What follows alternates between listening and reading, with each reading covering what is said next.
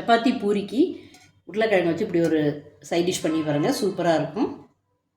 2 spoon oil விட்டுக்கலாம்.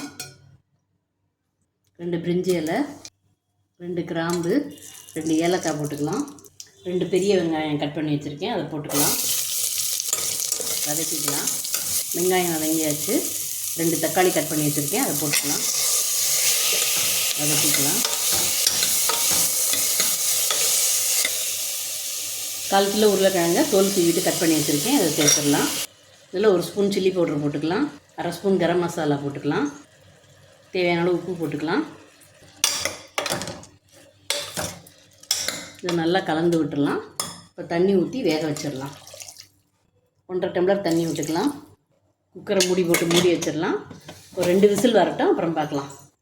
12 முந்திரி, கொஞ்சம் தேங்காய், ஒரு பிடி பொட்டுக்கடலை, இதோட சின்ன ஸ்பூனால் 1 ஸ்பூன் கசகசா போட்டு தண்ணி விட்டு நைஸாக அரைச்சின்னு வந்துடலாம். திறந்து பார்க்கலாம். கரெக்டான பதத்தில் வெந்திருக்கு. இப்போ அரைச்சி வச்சதை விட்டுடலாம். ரொம்ப கொதிக்க வேண்டாம், ஒரு கொதி வந்தால் போதும். இப்போ அடுப்பை ஆஃப் பண்ணிடலாம். மேலாப்பில் மல்லி இலை தூவி விட்டுக்கலாம். ஆலு கிரேவி சூப்பராக ரெடி ஆயிடுச்சு.